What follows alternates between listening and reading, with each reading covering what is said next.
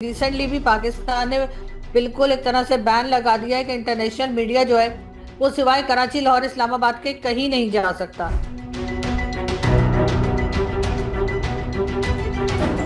क्या आप मानते हैं कि बलूचिस्तान के मोर्चे पर यह सरकार आसिम मुनीर बिल्कुल फेल है? और आपके पास क्या रिपोर्ट से क्या हो रहा है वहां पर? बलूचिस्तान जो है वो इस वक्त इनके लिए बिल्कुल काफी ज्यादा प्रॉब्लम क्रिएट कर चुका है और उसके जिम्मेदार ये खुद ही हैं। आपको लगता है कि पीओके में भी पाकिस्तान की सरकार पूरी तरह फेल है और उनके हाथ से भी जा रहा है?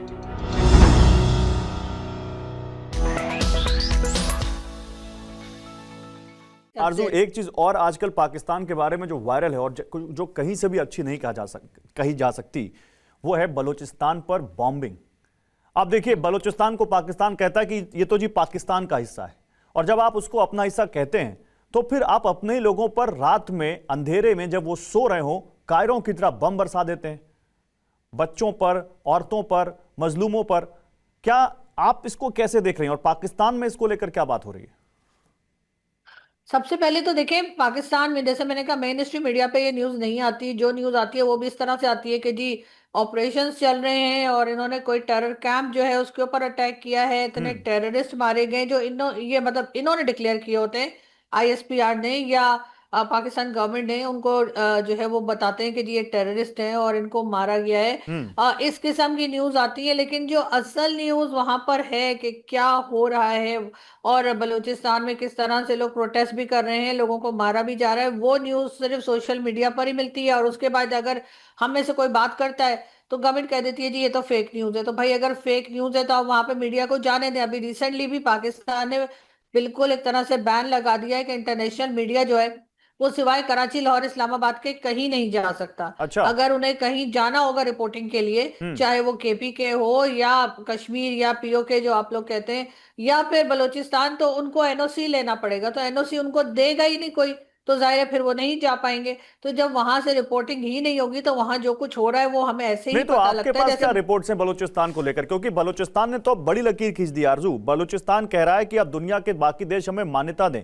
बलूचिस्तान कह रहा है कि हम जल्दी उनसे डिप्लोमेटिक रिलेशन शुरू करना चाहते हैं। 11 अगस्त को वो अपना आजादी का दिन मनाते हैं, इस बार भी मनाया उन्होंने, लेकिन अब वो उससे कहीं ज्यादा आगे लकीर खींच रहे हैं। तो क्या आप मानते हैं कि बलूचिस्तान के मोर्चे पर यह सरकार आसिम मुनीर बिल्कुल फेल है? और आपके पास क्या रिपोर्ट से क्या हो रहा है वहां पर?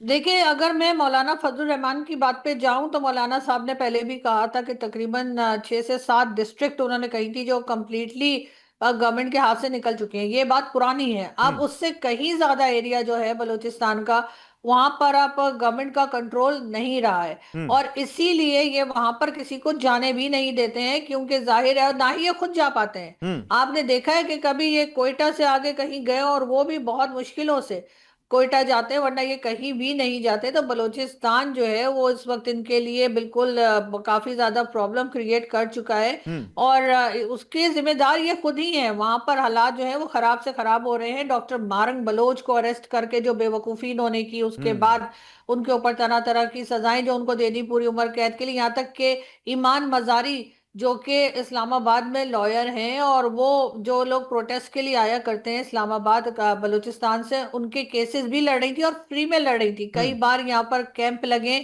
और बलूचिस्तान के लोग यहाँ आए हैं, मैंने भी कई बार विजिट किया। लेकिन ईमान ने उनके लिए बहुत ज्यादा ट्वीट्स भी की। मिसिंग पर्संस का जो इशू है उसको लेकर ईमान ने बहुत बार बात की। तो इन्होंने ईमान को 17 साल की सजा सुनाई है, ईमान को भी और उनके हस्बैंड को भी। और उसके बाद उनका केस जो है वो लग ही नहीं रहा है अदालत में कि वो आगे से उसको चैलेंज कर पाए। तो इतने तो ये डरे और खौफजदा हैं। और जो वहां पर गवर्नमेंट है सरफराज बुगटी साहब की, वो तो पपेट गवर्नमेंट है। गौरव, आप भी जानते हैं कि इनकी मर्जी की गवर्नमेंट है। वो हर चीज में कहते हैं कि सब कुछ खैरियत है, सब ठीक है।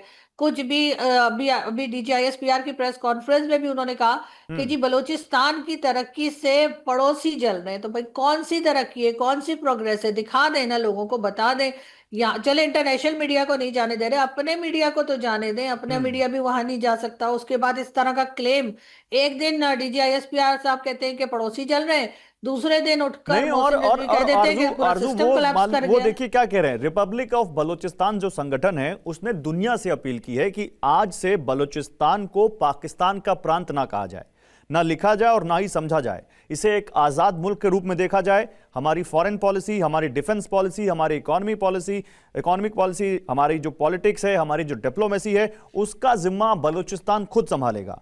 उन्होंने दावा किया है कि बलूचिस्तान का पासपोर्ट, बलूचिस्तान की करेंसी, बलूचिस्तान के मीडिया हाउसेस, बलूचिस्तान का व्यापार, ट्रेड और दूतावासों की औपचारिक शुरुआत जल्द की जाएगी। तब तो ये अगर ऐसा कर दिया तब तो फिर बलूचिस्तान पाकिस्तान का हिस्सा रहा कहां फिर? नहीं देखे, इतना ये आसान नहीं है। ये जो स्टेटमेंट्स आ रही है ना, हम्म। उनके ऊपर बिलीव नहीं किया जा सकता। ये जरूर है कि वहां पर सिचुएशन खराब है, वहां पे गवर्नमेंट कंट्रोल जो है वो इतना नहीं रहा है। लेकिन फिर भी अगर कोई ये क्लेम कर दे कि उन्होंने करेंसी बना ली है या उन्होंने फ्लैग बना लिया है या वो अलग हो गए, तो आप भी जानते हैं कि ये काम इस तरह से नहीं हुआ हम्म। करते। हम्म। और ना ही ये इतना आसान है। अब यहाँ तक पहुंचाने में, उन लोगों को नाराज करने में, बलूचिस्तान के लोगों को डेफिनेटली पाकिस्तान की हुकूमत या पाकिस्तान की गवर्नमेंट जो है वही रिस्पॉन्सिबल है। जब आप उनकी जमीन से कुछ भी मिलता है वो उठाकर आप पंजाब में ले आएंगे या चाइना को दे देंगे या अमेरिका को ऑफर करेंगे, और वहां के लोगों को कुछ नहीं मिलेगा, उनके लोग उसी तरीके से गरीब रहेंगे। सबसे जो हमारे यहाँ जिनकी हालात खराब है वो बलूचिस्तान के ही लोग हैं। हम्म। तो फिर जाहिर है कि वो रिएक्शन आएगा। और अब तो सोशल मीडिया का जमाना है, तो अब तो और ज्यादा रिएक्शन आता है, वो लोग हम्म। बढ़कर बात करते हैं। हम्म। फिर इनकी एजेंसी के लोग जो हैं वो उठा के ले जाते हैं और फिर कह देते हैं जी वो तो खुद ही इधर उधर चले गए। हम्म। अभी भी डीजीआईएसपीआर की प्रेस कॉन्फ्रेंस जो लास्ट आई थी, उसमें उन्होंने कहा कि जी बस 201 लोगों का, या पता नहीं 211 लोगों की ही कंप्लेन आई है, हम्म। और यहाँ पे हजारों लोग बताए जाते हैं। तो भाई वो तो आपने अपने तौर पे बताया है ना, मगर वहां पे लोग जानते हैं कि कितने ही लोग जो हैं वो कई और सालों से एक गायब और किए जगह जा रहे है, हैं। एक और जगह है, आप जिसका जिक्र अभी आपने किया था आरजू, पीओके। आज से वहां भी बहुत ज्यादा अब लोगों में गुस्सा और बढ़ गया है। अभी जून से जो हो रहा था हमने देखा, जेएसी के साथ इन्होंने क्या किया देखा। वो तो जेएसी तो ये तक क्लेम करते हैं कि 400 से ज्यादा लोग इन्होंने मार दिए, पाकिस्तान की सेना ने और वहां की पुलिस ने। लेकिन अब वो जो एक शब्द है पुरअमन नाफरमानी, जिसको सविनय अवज्ञा कहते हैं, यानी वो कह रहे हैं कि ना अब हम टैक्स देंगे, ना हम बिजली का बिल देंगे, ना हम पानी का बिल देंगे, हम कुछ जमा नहीं करेंगे। उन्होंने आह्वान किया कि हम पाकिस्तान के सरकार के साथ अब कुछ यहां पर हम करेंगे ही नहीं, अपना कोई भी उनके साथ अपना कोई संबंध नहीं रखेंगे। तो एक तरफ बलोचिस्तान, दूसरी तरफ पीओके, जबकि राना सनाउल्लाह का बयान है। राना सनाउल्लाह जो कि पाकिस्तान के पीएम के एडवाइजर हैं, वो ये कहते हैं कि भाई जेएसी में पहले तो आप देखिए कितने फोर्सफुली, कितने दमनकारी नीति से उन लोगों को दबाया गया, उनको मारा गया। अब जब ये लगा कि 2 फेज के इलेक्शन के बाद तीसरे फेज में कहीं चीज खराब ना हो जाए, तो वह कहते नहीं जी, जेएसी के 99% लोग तो देशभक्त भाई हैं। मतलब सॉरी टू से मैं वर्ड यूज कर रहा हूं, लेकिन इतनी तेजी से तो गिरगिट में रंग नहीं बदलता जैसा उन्होंने वहां का रंग बदला, वहां की स्टैब्लिशमेंट ने रंग बदला पीओके के लोगों के लिए। लेकिन अब उसके बावजूद आरजू, जिस तरह से उन्होंने अब कहा है कि बिल्कुल कोई समर्थन नहीं पाकिस्तान की सरकार को, काला दिन बना रहे वो, आपको लगता है कि पीओके में भी पाकिस्तान की सरकार पूरी तरह फेल है और उनके हाथ से भी जा रहा है अब? देखिए, मैं बहुत से लोगों को जानती हूँ जो कि पीओके या आजाद कश्मीर के हैं, मेरे अपने दोस्त हैं। और मैंने पहले उनमें इतना गुस्सा नहीं देखा जो गुस्सा अब देखने को मिलता है।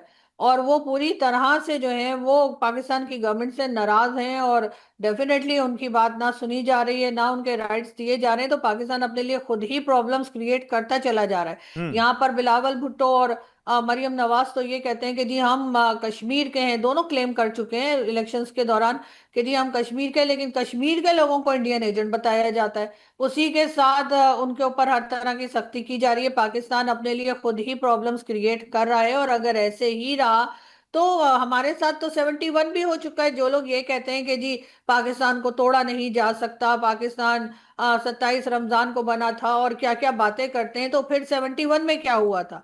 तो हमने उससे कोई सबक नहीं सीखा है, और इस हम्म। वक्त भी जोर जबरदस्ती के साथ उन लोगों को जो है उनकी मर्जी के खिलाफ उनसे उनके साथ काम करवाया जा रहा है, या उनकी मर्जी के खिलाफ उनके हर तरह के जो पार्लियामेंट है या कुछ है उसको बनाने की कोशिश की जा रही है। लेकिन मेरा ख्याल है पाकिस्तान को ये बहुत भारी पड़ेगा, और हम्म। अब वो लोग सुनने को तैयार नहीं। जिस तरीके से स्ट्रेट फायर किए गए, लोगों की जाने गई, उसके ऊपर लोग बहुत सख्त नाराज हैं, और डेफिनेटली उनका नाराज होना बनता भी है। यहाँ पर इस्लामाबाद से क्योंकि वो नजदीक है, और 1.5 घंटे का मुश्किल से रास्ता है, तो इन्होंने यहाँ पर भी कंटेनर्स ही कंटेनर्स लगा दिए कि ऐसा ना हो कि प्रोटेस्ट करने हम्म। वाले इस्लामाबाद तक पहुंच जाएं। हम्म। तो इन्होंने हर तरफ से इस्लामाबाद को एक तरह से लॉकडाउन कर रखा है। कुछ इमरान खान के लोगों से भी डरे हुए हैं, कुछ कश्मीर के लोगों से भी डरे हुए हैं, लेकिन अपनी पॉलिसीज ठीक करने को नहीं, कुछ तैयार नहीं है। इमरान खान के लोगों से डरे हुए हैं, कुछ पीओके के लोगों से डरे हुए हैं, कुछ बलोचों से डरे हुए हैं।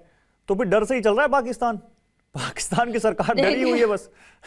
देखिए, अगर ये बड़ा पीस टॉक करवाते हैं जगह जगह जाके, जी हमने ईरान और अमेरिका की करवा दी और हमने हम्म। जंग रोक दी, तो अपने लोगों से बात क्यों नहीं कर रहे? अपने लोगों के ऊपर फायरिंग हो रही है, बलूचिस्तान में लोगों को मारा जा रहा है, कश्मीर में लोगों को मार रहे हैं, केपीके में लोगों की जानें ले रहे हैं, यानी अपने लोगों के साथ बात करने को तैयार नहीं है। और हमारे जो मिनिस्टर्स हैं, चाहे वो डिफेंस मिनिस्टर हो, चाहे वो मोहसिन रिजवी हो, सब कहते हैं नहीं हम बात नहीं करेंगे, हम इनके साथ कोई डायलॉग नहीं करेंगे। क्यों नहीं करेंगे?